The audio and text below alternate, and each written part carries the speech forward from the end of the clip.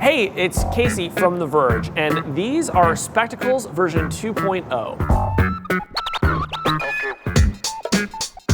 Now, if you've followed Spectacles' history, you know it's been a little bit rocky. Snap wound up writing down more than $40 million because it made more of these than they could sell. And even worse from Snap's perspective is that people who bought Spectacles didn't really use them for very long. According to a report, less than 50% of people who bought these were still using them a month later. So why is Snap trying again? Well, they think they've managed to solve customers' biggest complaints about version 1. That they were too bulky, that it was too hard to transfer videos from the glasses to your phone, and that they couldn't take photos.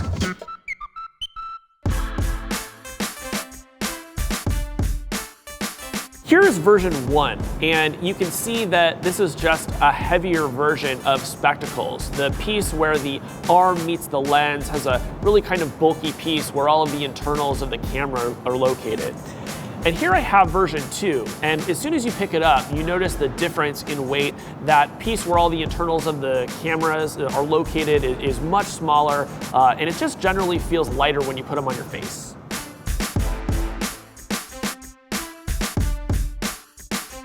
Even with all the miniaturization that Snap did for this version of Spectacles, battery life is about the same. 70 video snaps with even more snaps if you're taking photos.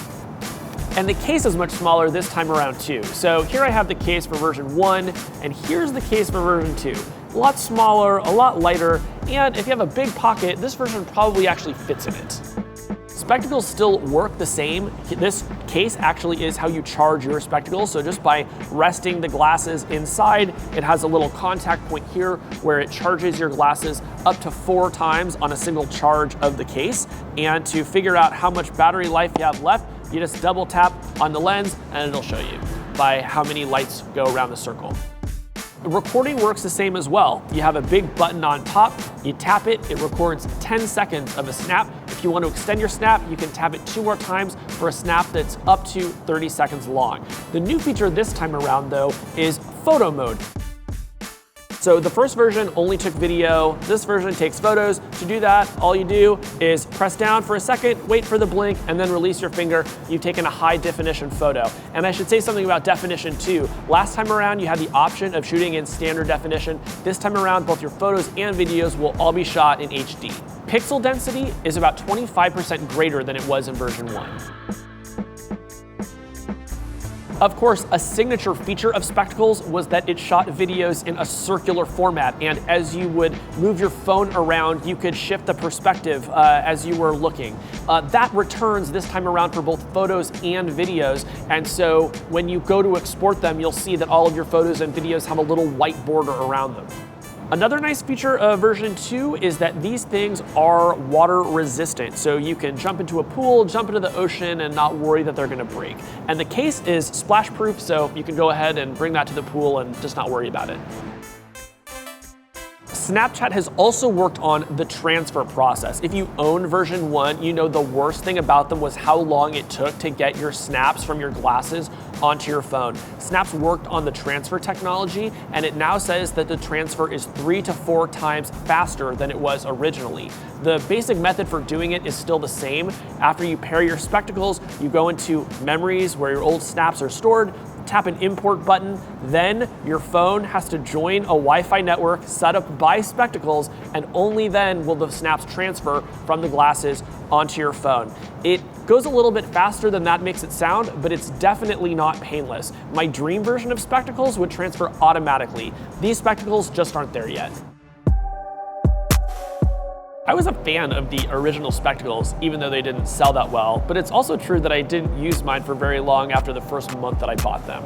Are these gonna be any different? Well, I don't know. On one hand, they look really good. I like some of the design details here. There's this kind of tapering color where it moves from black into clear as you move down the length of the arm. There are 2 microphones in this version, which means that there'll be less wind noise if you're recording outdoors. And frankly, they just look like designer sunglasses, which they should be. They cost $150. That's $20 more than they cost last time.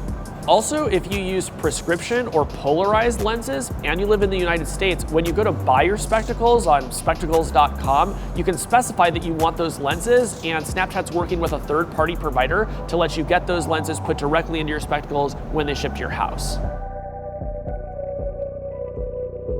So on the other hand, I'm not sure this is the product that's going to launch Snap all the way into the mainstream. This is a really nice refinement over version 1. But if you're not a heavy user of Snapchat, it's not immediately clear to me why you would rush out and buy them. Still, I think Snap is smart to bet on hardware. Its competitors like to copy every single thing it does. And if Snap wants to stay relevant, it has to be different. Say what you will about spectacles, there's nothing else like them. Hey guys, thanks for watching. If you want more Verge content, smash that like button, fam. Like and subscribe. Sound off in the comments. Peace and chicken grease. You can't be used. No.